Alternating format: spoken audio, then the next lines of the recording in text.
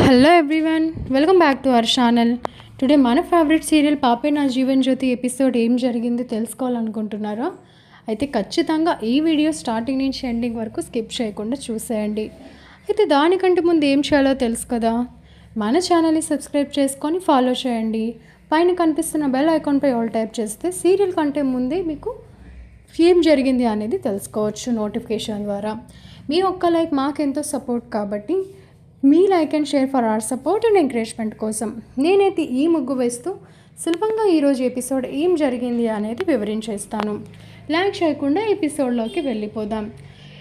ఎన్నాళ్ళుగా wait చేస్తున్న కుట్టియే వాళ్ళ సొంత కూతురు అని నిరూపించుకునే పనిలో మొత్తానికి ఎన్నో అవమానాల్ని ఫేస్ చేస్తుంది ఆనంది. ఇంకా వాళ్ళు చెప్పిన మాటలు కూడా సూర్య జ్యోతిలిద్దరూ వినే పరిస్థితిలో ఉండరు. ఒకవేళ వాళ్ళు వినే వరకు ఉన్న ఇందుమతి మధ్య అడ్డుగా వెళ్ళి లేనిపోని మాటలతో ఆనందిదే తప్పు, తను కావాలని స్వార్థంతో జీవన స్థానంలోకి రావాలనుకుంటుంది. తన కన్ను మీ ఆస్తి పైన పడింది. తను ఇన్ని రోజులు ఏదో మీరు పెంచుకున్న కూతురులా ఉంది, కానీ ఇప్పుడు మీ సొంత కూతురు అని ఒక అబద్ధంతో వచ్చి జీవన పైన నింద వేసి ఈ సామ్రాజ్యానికి వారసురాలు అవుదాం అనుకుంటుంది అని చెప్పేసి ఇందుమతి చాలా నిందలు వేస్తుంది ఆనంది పైన. అంతేకాదు, పద్మమ్మని చంపేసింది నేను జీవననే కాబట్టి మా మీద మీకు అసహ్యాన్ని కలిగించి జీవనాన్ని మీ అంతటా మీరే మెడపట్టుకు బయటకు గెంటేసి దీన్ని ఇంట్లోకి సాగనంపుకోవాలి అని అత్యాశతో వాళ్ళ నాన్నను కూడా తీసుకొని వచ్చింది ఈ ఆనంది అని చెప్పేసి ఇందుమతి లేనిపోని నిందలు వేస్తూ ఉంటుంది. ఇంకా ఆనంది ఎంత చెప్పినా వినరు. ఆదిత్య కూడా చెప్తాడు, లేదు చిన్నప్పుడు తప్పిపోయిన పాప ఈ ఆనందినే, మీకు గండం ఉంది ప్రాణగండం అని తినకి చెప్పి బెదిరించి తిన చేతులతో తినే శంభు రెండో భార్య కూతురనే ఈ మల్లిని అక్కడికి పంపించేలాగా చేశారు. మీకోసం అప్పటి నుంచి ఆలోచించిన ఆనంది ఇప్పుడు ఆ గండం దోష నివారణ అయిపోయింది అనేసరికి మీకు నిజం చెప్పడానికి బయలుదేరి వచ్చింది. కానీ అప్పటికి జీవన ప్రెగ్నెంట్ ఉండటం వల్ల మీరంతా చాలా సంతోషంగా ఉన్నారు. ఆ సంతోషాన్ని జ్యోతి అత్త కళ్ళల్లో దూరం చేయకూడదు అని చెప్పేసి ఆనంది ఇప్పట్లో అయితే నేను ఈ మాట చెప్పలేను అనుకుంది. కానీ పద్మమ్మ గారి చావుకి కారణమైన మీరు ఇలా మాట్లాడటం సవ్యం కాదు అని చెప్పేసి ఆదిత్య ప్రశ్నిస్తాడు. వెంటనే సునంద, నువ్వు వాగరా, నీకేం సంబంధం అని ఇందులో నువ్వు మాట్లాడుతున్నావు, ఇందులో ఏం జరుగుతుందో నీకు అర్థమవుతుందా? ఉన్నపాటిగా వచ్చి వీళ్ళ కూతురు ఆనంది అంటే సరిపోతుందా? అయినా పద్మమ్మని చంపారు అనటానికి రుజువు ఏమైనా ఉందా అని చెప్పేసి సునంద అనేసరికి ఇంకా వెంటనే ఆనంది, ఇప్పుడు మేమేం చెప్పినా మీరు నమ్మరు అనేసరికి వెంటనే సూర్యజ్యోతి, మరి ఇన్నాళ్ళుగా ఎందుకు చెప్పలేదు అంటే ఈ విషయం మాకే కాదు పూజారి తాతకు కూడా తెలుసు అంటే పూజారి గారిని కూడా పిలిపిస్తారు. పూజారి కూడా అదే చెప్తాడు, ఆనంది చెప్పిన మాట 100కి 100 నిజం, తనే మీ సొంత కూతురు, ఈ తిను మళ్ళీ తినని మీ కూతురుగా పంపించి తను మీ ప్రాణాన్ని కాపాడాలనుకుంది. ఈ విషయం చాలాసార్లు నేను వాళ్ళతో చెప్పేయమ్మ అన్నా కూడా అమ్మ ప్రాణానికి ప్రమాదం కాబట్టి నేను ఇప్పట్లో చెప్పలేను పూజారి తాత అని చెప్పేసి ఆనంది చాలాసార్లు ఆగిపోయింది.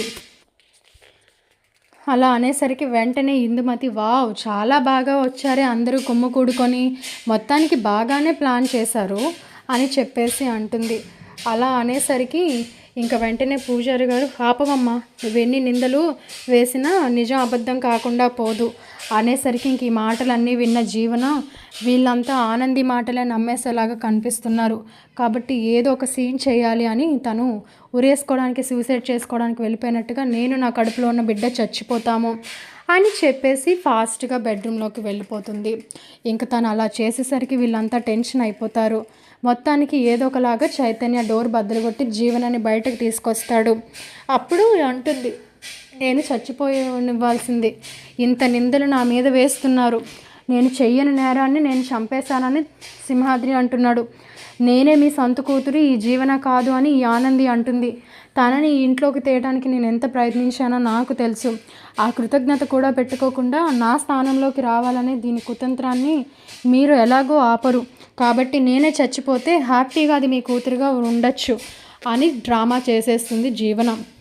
ఇంకా తన డ్రామా చూసిన సునంద, వీళ్ళు ఏం జరుగుతుంది ఇక్కడ, అసలు ఏమనుకుంటున్నారు మీరు, ఉన్నపాటుగా వచ్చిన వీళ్ళ కూతురు అనడానికి రుజువు ఏంటి అనేసి అంటే, ఆ రుజువులే మీ ముందు పెడుతుంటే మీకు అర్థం కావట్లేదు కదా, నేనే అసలైన జీవనాన్ని, ఈ సూర్యబాబు జ్యోతమ్మల కూతుర్ని నేనే అని ఆనంది అన్నా కూడా వీళ్ళెవ్వరూ వినరు.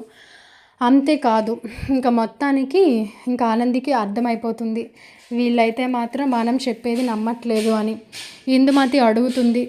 అడిగి అయితే ఒకప్పుడు జ్యోతికి బోన్ మ్యారో ఆపరేషన్ అవుతున్నప్పుడు ఆ బోన్ మ్యారో కూతురు ఇవ్వాలి అన్నారు.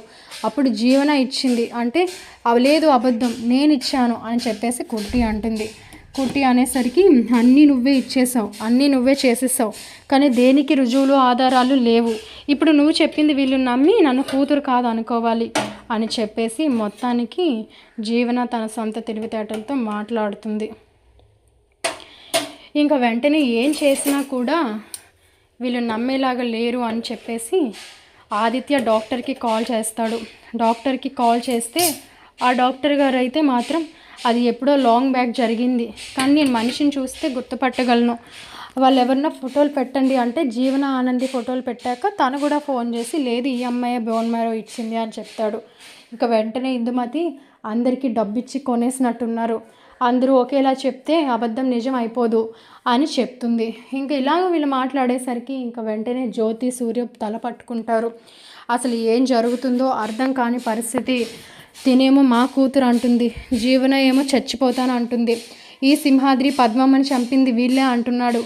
ఏది నమ్మాలో ఏది నమ్మకూడదో అర్థం కాని పరిస్థితిలో భగవంతుడా మమ్మల్ని ఎందుకు ఉంచో అనేసరికి పూజారి గారు కూడా బాబు నాకు అబద్ధం చెప్తే ఏం వస్తుంది, భగవంతుడు ఇప్పటికైనా నాకు నిజం చెప్పే అవకాశం ఇచ్చాడని సంతోషించే లోపే ఈ అపార్థాలతో ఈ అనుమానాలతో మీరు మీ సొంత కూతుర్ని ఇంకా దూరం చేసుకోకండి, దయచేసి కుట్టినే మీ సొంత కూతురు అని చెప్పేసరికి వాళ్ళకి నిజమే అనిపిస్తుంది. కానీ సాక్ష్యాధారాలు లేనిది సొంతంగా ఒక కూతురని నమ్మేలేరు కదా.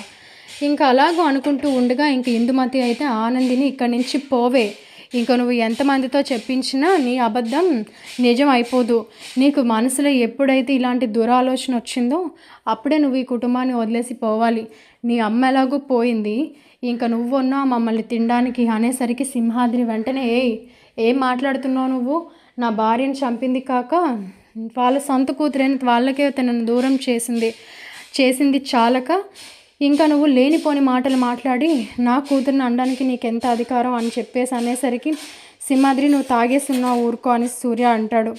లేదు బాబు నేను తాగేసి లేను, నా మనసులో ఉన్న వేదన అలా ఉంది, మీకు ఎప్పుడు అర్థమవుతుంది, దయచేసి అర్థం చేసుకోండి, ఈ ఆనందినే మీ సొంత కూతురు, ఇది తిన జీవన అసలు జీవన కాదు, తిన పేరు మళ్ళీ, తిన శంభు రెండో భార్య కూతురు, మీకు ఎందుకు అర్థం కావట్లేదు, ఆనంది మొహం చూస్తుంటే మీకు తెలియట్లేదా, మీ పోలికలు కట్టిపట్టినట్టుగా కనిపిస్తుంది అనేసరికి ఆపవయ్యా నీ డ్రామా, ఇంకా ఎంత అని చెప్తావు, సిగ్గేయట్లేదా మీకు అని చెప్పేసి ఇందుమతి అంటుంది.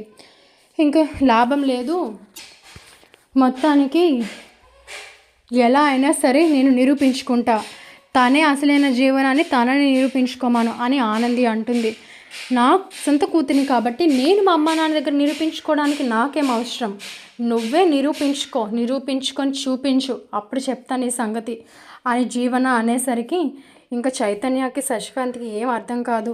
ఆనంది ఎప్పుడూ అబద్ధం ఆడదు, అలాంటిది ఆనందికి ఏం అవసరం, అసలు ఇక్కడ ఏం జరుగుతుందో అర్థం కాని పరిస్థితిలో ఉన్నాం, కానీ జీవన అయితే మారిపోయింది, జీవన ఎంతలా బాధపడుతుంది అని చైతన్య అనుకుంటాడు. ఇంకా వీళ్ళు ఎంత ఆలోచించినా ఏం చేసినా కూడా నిజాన్ని నిరూపించుకోలేరు అన్న ధీమాలు ఇందుమతి జీవన ఉండేసరికి జ్యోతి అయితే ఆనందిని మళ్ళీ అడుగుతుంది, నిజం చెప్పమ్మా, నిజంగానే నువ్వు మా కూతురువా అనడానికి ఒక రుజువైనా ఉండాలి కదా, నోటి మాట తీసుకొచ్చి ఇన్ని సంవత్సరాలు లేని హఠాత్తుగా నువ్వు మా కూతురివి అంటే మేమేం అవ్వగలం, అయినా నీకేం తక్కువ చేయలేదు కదా ఇప్పటి వరకు అంటే, అమ్మ ఏందమ్మా ఇట్లా మాట్లాడుతున్నావు, నాకేం అవసరం, ఇప్పుడు సమయం వచ్చింది, సింహాద్రి నాన్న నిజం బయట పెట్టిండని నేను చెప్పాను, లేకపోతే నేనైతే చెప్పేదాన్నే కాదు అనేసాను అంటుంది. సూర్య అంటాడు, కుట్టి నువ్వేంటో మాకు తెలుసు, నువ్వు అబద్ధం ఆడవు, కానీ మాటతో ఇక్కడ చెల్లిపోదు, నిజాలు రుజువుల ఆధారాలతో చెల్లాలి, కాబట్టి నువ్వే నిజంగా చెప్పినట్టుగా మా కూతురివి ఈ పూజారి గారు చెప్పినట్టుగా డాక్టర్ గారు చెప్పినట్టుగా అనుకుంటే సరైన ఆధారాలతో నువ్వు నిరూపించుకో, అప్పుడు ఏం చేయాలన్నది మేము ఆలోచిస్తాము అనేసరికి వెంటనే ఇందుమతి, సూర్య నీకేమైనా బుర్ర పనిచేస్తుందా, ఏం మాట్లాడుతున్నావు, వాళ్ళకి నిరూపించుకోమని టైం ఇస్తావేంటి? నీ సొంత కూతురు జీవన కడుపుతో ఉంది, తను ఎంత బాధపడుతుందో తన బాధ మీకు అర్థమవుతుందా అని మళ్ళీ ఓవర్ ఎమోషనల్ డ్రామా చేస్తుంది ఇందుమతి. వీళ్ళు అంతేకాదు, మేము పద్మమ్మని చంపేస్తామన్న నింద కూడా మా మీద వేస్తున్నారంటే వీళ్ళకి ఎంత ధైర్యం ఉంటే చేస్తారు? అసలు ముందు ఈ తండ్రి కూతుర్ని తీసుకువెళ్ళి జైల్లో పెట్టిస్తే సరిపోతుంది. అప్పుడు వాళ్ళంతటి వాళ్ళే నిజం ఒప్పుకొని మన జోలికి రారు. ఏదో మనతో పాటు ఉన్నారని ఒక ముద్ద పడేసి మన పిల్లల్లా చూసుకుంటే మన ఇంటికి ఎసరు పెట్టి మన పిల్ల స్థానంలో అది రావాలనుకుంటుంది అని చెప్పేసి ఇందుమతి మాట్లాడేసరికి అనుకోని రీతిగా తాండవన్ వస్తాడు. తాండవన్ వచ్చేసి క్లాప్స్ కొడతాడు. వావ్, సూపర్గా మాట్లాడుతున్నావు ఇందుమతి, నన్నెవరో గుర్తుపట్టావా అంటే తాండవన్ అని చెప్పేసి ఇందుమతి అంటుంది. తాండవన్నే అంటే ఇంకా సూర్య, ఆదిత్య, ఆనంది వీళ్ళంతా షాక్ అవుతారు. ఎందుకంటే తాండవన్ చనిపోయాడు అన్న కేసులోనే ఆదిత్యని జీవన ఇరికించింది కదా. సో తాండవన్ చనిపోయాడు, మరి అలాంటిది తాండవన్ ఎక్కడి నుంచి బతికొచ్చాడు అసలు ఏంటి అనేసరికి ఇంకా తాండవన్ చూసిన జీవనకు ఆ ఇందుమతికి ఇంకా పరిగెడుతుంది. ఇంకా వెంటనే నువ్వేంటి బతికే ఉన్నావంటే, ఓ అవును కదా, నిజానికి మీకు ఒక విషయం చెప్పాలండి, నా పేరు తాండవన్, మీరు నన్ను గుర్తుపట్టే ఉంటారు. నేను చచ్చిపోయాను అన్న అపోహలో ఉన్నారు ఈ జీవన, ఈ ఇందుమతి. ఎందుకంటే వాళ్ళే నన్ను చంపేశాను అనుకున్నారు కాబట్టి అనేసరికి ఇంకా వీళ్ళ ఫ్యూచర్ అర్థమైపోతుంది. ఇంకా ఉన్న ఒక ఆధారం ఎవడైనా ఉన్నాడు అంటే వీడికి ఆ కర్బంధ గురించి కూడా తెలుసు, ఆ కర్బంధం గురించి కూడా తెలుసు కాబట్టి ఇంకా వీడు అన్నీ చెప్పేస్తాడు. ఇంకా మన బతుకు బస్ స్టాండే అని చెప్పేసి ఇద్దరు మొహాలు ఇద్దరు చూసుకుంటారు. వెంటనే అప్పుడు శశికాంత్ అడుగుతారు, చెప్పండి తాండవన్, ఏం చెప్తున్నారు మీరు అంటే, మీకు చాలా విషయాలు తెలియాలి, నేను ఎవరు ఏంటి అనేది తర్వాత చెప్తారు, కానీ మీతో ఇప్పుడు జరుగుతున్న డిస్కషన్కి నాకు చాలా సంబంధం ఉంది. ఇక్కడ కనిపిస్తున్న ఈ ఇందుమతి, ఈ జీవనాలు ఉన్నారే, వీళ్ళే సూర్య మీ నాన్నగారిని చంపేయాలని అనుకున్నారు, ఆ జడ్జి గారిని చంపాలనుకున్నారు. ఎందుకో తెలుసా, ఈ ఆనంది సొంత మనవరాలు అని మీ నాన్నగారికి తెలుసు కాబట్టి అది చెప్తే ఎక్కడ చంపేస్తారో అని ఆయన ఇప్పటి వరకు చెప్పకుండా ఉన్నాడు. అంతేకాదు, ఆ కర్బంధం దూరం చేసిన ఈ పాపను ఈ శంభు రెండో భార్య కూతురైన ఈ మల్లిని మార్చేసేలాగా చిన్నప్పుడు తిన మనసు గాయం చేసి బాధపెట్టి భయపెట్టి దూరం పెట్టించేలా చేసింది ఈ ఇందుమతి. మీ కుటుంబం మీద ఉన్న పగతో ఈ జీవనని, మీ కూతురు కానీ ఈ జీవనని తన సొంత కూతురుగా చలామణి చేసి మొత్తానికి మీ దగ్గర తన రెండో సవతి అని తన భార్య కూతురు అనే విషయం ఈ ఇందుమతి మీకు చెప్పకుండా దాచింది. అంతేకాదు, నాకేంటి బెనిఫిట్ అనుకుంటున్నారా ఈ విషయాలన్నీ చెప్పడం వల్ల? నాకు డబ్బుతోనే పని. సో ఈ విషయాలు చెప్పకుండా ఉండాలి అంటే నాకు 25 లక్షలు కావాలని నేను వీళ్ళని బ్లాక్మెయిల్ చేశా. ఆ డబ్బులు ఇస్తామని నన్ను పిలిచి నేను ఉంటే వీళ్ళకి ఎప్పుడైనా అడ్డే అని వెనకతల నుంచి నా తల మీద కొట్టి నన్ను చంపేయడానికి చూశారు. అయితే అదృష్టవశాత్తు నేను స్పృహ తప్పిపోయాను కానీ చనిపోలేదు. ఆ డిక్కీలో నుంచి నన్ను హాస్పిటల్కి తీసుకువెళ్ళాక అక్కడ నాకు మెలకు వచ్చింది. ఇంకా నేను బతికున్నాను అంటే వీళ్ళు ఇంకా నా సిచ్యువేషన్ ఇప్పుడు బాగాలేదు కాబట్టి వీళ్ళు మళ్ళీ నన్ను చంపే ప్రయత్నం చేస్తారు అని నా ప్లేస్లో వేరే డెడ్ బాడీని పెట్టి నేను అక్కడి నుంచి తప్పించుకున్నాను. అయితే వీళ్ళ మీద పగతో రగిలిపోతూ ఉన్నాను. నేను వీళ్ళని అడుగడుగున అబ్జర్వ్ చేస్తూనే ఉన్నాను. అలా ఈరోజు చేస్తున్నప్పుడే మీరంతా ఒకచోట చేరడం చూసి ఏం జరుగుతుందో అని చూస్తే వీళ్ళ మాటలన్నీ వింటున్నాను. ఆ ఆనంది ఎంతో నిరూపించుకోవాలి అంటే నేను వీళ్ళతో మాట్లాడిన మాటలు రికార్డు ఉంది వినండి అని చెప్పేసి అప్పుడు ఇందుమతితో జీవన తన సొంత కూతురు కాదని చెప్పేస్తాను, మీరు నాకు డబ్బులు ఇవ్వకపోతే ఒప్పుకోను అంటే, లేదు ఆ పని మాత్రం చేయకు, మేము నీకు డబ్బులు పట్టుకొని వస్తాము అని జీవన వీళ్ళు మాట్లాడిన మాటలు రికార్డు వినిపించేసరికి ఇంకా వీళ్ళ కళ్ళు తెరుచుకుంటారు. అంతేకాదు, ఒకవేళ పద్మమ్మని చంపేయడానికి కారణం కూడా అదే. ఒక మనిషి తాండవని ప్రాణమే తీయడానికి వెనక చూడని వీళ్ళు పద్మమ్మకి మెలకు వచ్చి అన్ని నిజాలు తెలిసిన తనెక్కడ నిజం బయట పెట్టేస్తుంది అన్న భయంతో వీళ్ళు చంపేసి ఉండొచ్చు అని కూడా వాళ్ళు అని డాక్టర్కి కాల్ చేసి పద్మమ్మ బాడీ పోస్ట్మార్టం రిపోర్ట్ ఏమైంది అనేసరికి అది మర్డర్గా ఉందండి, ఎందుకు అంటే తనది నార్మల్ డెత్ కాదు, తను చనిపోయే ముందు ఒక దగ్గర ఒక 2-3 మినిట్స్ చాలా హింస పడుతూ చనిపోయింది అనేసరికి ఇంకా వీళ్ళు తలగడ వేసి నొక్కేసి ఉంటారన్న విషయం కూడా కన్ఫర్మ్ అయిపోతుంది. ఇంకా వెంటనే ఏంటి జీవన ఇందుమతి ఇది అంతా నిజమేనా అని చెప్పేసి సునంద అడుగుతుంది. అడిగేసరికి ఇద్దరు తడబడతారు. ఇంకా ఏం మాట్లాడతారు? నిజం ఇంత నిక్షేపంగా ఉంటే ఈ రోజుల్లో నిజాన్ని నిరూపించుకోవడానికి ఆధారాలు కావాల్సి వచ్చింది. అబద్ధంగా బతికేస్తున్న వీళ్ళకి ఎలాంటి ఆధారాలు అవసరం లేదు. ఆ రోజు నా తల్లివైన నిన్ను బతికించుకోవడం కోసం అంత చిన్న వయసులోనే నేను ఆలోచన పెట్టుకున్నాను. కానీ అది ఇన్ని రోజులు హోల్డ్ చేయడం నా తప్పైపోయింది అని ఆనంది బాధపడేసరికి వెంటనే ఇంకా సూర్యకి జ్యోతికి ఆనందియే వాళ్ళ సొంత కూతురని నిరూపణ అవ్వడంతో వెంటనే తనని దగ్గర తీసుకొని ముద్దు పెట్టుకుంటారు. నా బంగారు తల్లి, నువ్వు దగ్గరున్న నేను మిమ్మల్ని గుర్తుపట్టలేకపోయాము. ఏదో మేము పెంచుకున్న బిడ్డగా చూసాం, కానీ నువ్వే మా సొంత కూతురు అని తెలుసుకోలేకపోయాము. తీరా ఇప్పటికి నువ్వు చెప్పడానికి ప్రయత్నిస్తున్నా కూడా మేము అది గ్రహించుకోలేకపోయాము అనేసరికి, లేదమ్మా, మీ పరిస్థితిలో ఉంటే ఎవరైనా ఇట్లనే చేస్తారు. పెంచుకున్న నా మీదనే మీకు ఇంత ప్రేమ ఉంటే జీవననే మీ సొంత కూతురు అని నమ్మారు. కాబట్టి తనని హఠాత్తుగా మీ కూతురు కాదు అని జీర్ణించుకోవడం కష్టమే అవుతుంది. కాబట్టి మీరు అలా అనుమానించడంలో తప్పేం లేదు అని ఆనంది మాట్లాడేసరికి ఇంకా వెంటనే ఆదిత్య, ఇప్పుడేమంటావమ్మా? ఇప్పుడు నాకేం సంబంధం లేదని అడిగావు కదా. ఇన్ని విషయాలు నాకు ముందే తెలుసు. ఎన్నోసార్లు ఆనందికి చెప్పమన్నా తను మీ అందరి సంతోషం కోసం చెప్పలేదు. అంతేకాదు, ఆనంది నీ విషయంలో చాలా ఆలోచిస్తుంది. ఎంత ఆలోచించినా నీ దగ్గర ఆనందిని బ్యాట్ చేయడానికి ఆ రోజు మీడియా విషయంలో కూడా జీవనాయే ఇలా చేసింది. అది నీకు అర్థం కాక ఆనందిని తప్పుగా అనుకున్నావు అని ఆదిత్య చెప్పేసరికి వెంటనే సునంద వచ్చి జీవనకు ఒక్కటి కొడుతుంది.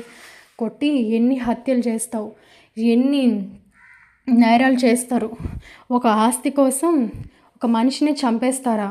అలాంటిది దూరం తన సొంత కూతుర్ని దూరం చేసి తీరా ఏం చేయలేదు అన్నట్టుగా ఇప్పుడు మీకు మీరు ఎంత నచ్చజెప్పుకొని ఎంత ధైర్యంగా మాట్లాడుతున్నారు అని చెప్పేసి సునంద కోప్పడుతుంది. ఇంకా వెంటనే ఇందుమతి చెంప జ్యోతి పగలగొడుతుంది. నువ్వు అసలు ఆడదానివేనా? నీ కడుపు పేగు కోత తెలిస్తేనే కదా నా కూతుర్ని దూరం చేసి నీ సవతి బిడ్డను తీసుకొచ్చి నా కూతురుగా చలామణి చేస్తావా? ఇన్న కోట్ల ఆస్తికి వారసురాలుగా ఈ జీవనం తీసుకొచ్చి మమ్మల్ని ఎంత మోసం చేయడానికి నీకు ఏంటి అంత పగ? మిమ్మల్ని ఇలానే వదిలేస్తే మీరు ఇంకెంతమంది ప్రాణాలతో చలగాటం ఆడుతారో అనేసరికి సూర్య వెంటనే సింహాద్రికి సారీ చెప్తాడు. సారీ సింహాద్రి, మా కూతుర్ని మాకు దగ్గర చేసే ప్రయత్నంలో నిజం చెప్పడానికి ప్రయత్నించిన ఈ పద్మమ్మని వీళ్ళు ఇంత దారుణంగా చంపేస్తారు అనుకోలేదు. కాబట్టి వాళ్ళందరి తరఫున నేను సారీ చెప్తున్నాను అని మొత్తానికి ఇంకా వీళ్ళే ఇలాంటి క్రూర మనుషులు అనే విషయం బయటపడిపోతుంది. ఇంకా సునంద అర్థం చేసుకొని, ఆనంది నన్ను క్షమించమ్మా, నీ మంచితనాన్ని అర్థం చేసుకోకుండా ఇప్పటికీ నేను నిన్ను నిందిస్తూనే ఉన్నాను. నీ ఓపికకి నేను అసలు నిన్ను ఎలా మెచ్చుకోవాలో కూడా అర్థం కావట్లేదు అనేసరికి వెంటనే చైతన్య జీవన దగ్గరికి వెళ్ళి, నువ్వు అసలు ఆడదానివేనా? ఇంత మోసం చేస్తావు అనుకోలేదు. నువ్వు మారేవో అనుకొని చివరికి నా అన్నయ్య వదిన విషయంలో కూడా నేను నిన్నే సపోర్ట్ చేశాను. కానీ మొత్తానికి ఇంత నమ్మక ద్రోహం చేస్తావని అనుకోలేదు.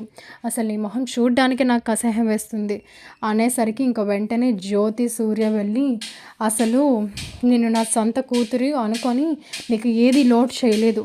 నువ్వు నిజం ఒప్పుకొని ఉన్నా ఈ ఆస్తిలో నీకు కూడా సగం వాటా ఇచ్చి ఇద్దరిని మా సొంత కూతురులాగా చూసుకునే వాళ్ళం. కానీ నువ్వు ఇంత కన్నింగ్ వేషాలతో నా సొంత కూతుర్ని దూరం చేసి ఈ సామ్రాజ్యంలో నువ్వు దొంగ జీవనగా పొందాము అని చెప్పేసి అనుకున్నావు అనేసరికి ఇంక వెంటనే తాండవన్ అయితే అక్కడితో అయిపోలేదు. నన్ను చంపేసి ఆ కేసుని ఆదిత్యపై వేసేసి తనని ఇరికించడానికి ప్రయత్నించే ఎండి చైర్ని కూడా తన సొంతం చేసుకుంది మీ కోడలు జీవన అనేసరికి ఇంకా ఆ విషయం తెలుసుకున్న వీళ్ళంతా ఇంకా వీళ్ళు ఎన్నెన్ని చేశారు, ఇంక ఏమేమి వినాలో అని చెప్పేసి ఇంకా వెంటనే పోలీసులకి ఫోన్ చేసి ఇంకా వీళ్ళు పద్మమ్మని చంపేశారు. అంతేకాదు, ఇలా తాండవన్ కేసులో ఆదిత్యని ఇల్లీగల్గా ఇరికించింది కూడా వీళ్ళే అన్న నిజాలు బయట పెట్టి మొత్తానికి వాళ్ళనైతే పోలీసులకు అప్పచెప్తారు. ఇలా అనుకోని రీతిగా అన్ఎక్స్పెక్టెడ్గా తాండవన్ రాకతో ఆనందియే వాళ్ళ సొంత కూతురు అన్న విషయం తెలుసుకొని జీవన ఇందుమతులకి తగిన శిక్ష వేయించి ఆనందిని తన సొంత కూతురిగా యాక్సెప్ట్ చేస్తారు వీళ్ళు. ఇంకా వాళ్ళ అమ్మ నాన్నకు నిజం తెలిసి తన నిజం నిరూపణ అయినందుకు ఆనంది ఆదిత్యలు చాలా సంతోషపడతారు. ఇక సునంద కూడా ఆనందిని అర్థం చేసుకొని మొత్తానికి తన కోడలుగా యాక్సెప్ట్ చేసి తన మంచితనాన్ని తెలుసుకుంటుంది. సునందలో ఆనందపై వచ్చిన మార్పు చూసి శశికాంత్ చైతన్య కూడా సంతోషిస్తారు. ఇలా మొత్తానికి కుటుంబం అంతా నిజం తెలుసుకొని సంతోషపడతారు. సూర్య అయితే సింహాద్రికి సారీ చెప్పి, పద్మమ్మ చనిపోయి చివరికి నా కూతురిని మాకొకటి చేసింది. మీ మేలు మీ రుణం మేము ఈ జీవితంలో మర్చిపోలేము అని చెప్పేసి మొత్తానికి సూర్య చాలా ఎమోషనల్ అవుతాడు. ఇలా మొత్తానికి ఆనంది అయితే వాళ్ళ కూతురని నిజం బయటపడింది. ఇందుమతి జీవనాలకు శిక్ష పడింది. ఇలాంటి మరికొన్ని ఇంట్రెస్టింగ్ ట్విస్ట్ ఎపిసోడ్ సీరియల్ కంటే ముందే తెలుసుకోవాలనుకుంటే మన ఛానల్ని ఫాలో చేయండి, సబ్స్క్రైబ్ చేయండి. పైన కనిపిస్తున్న బెల్ ఐకాన్పై ఆల్ ట్యాప్ చేస్తే మేము పోస్ట్ చేసే ప్రతి వీడియో మీకు నోటిఫికేషన్ ద్వారా చేరుతుంది. మీరు ఈజీగా వాచ్ చేయొచ్చు. Keep watching our channel and please do subscribe. Thank you so much.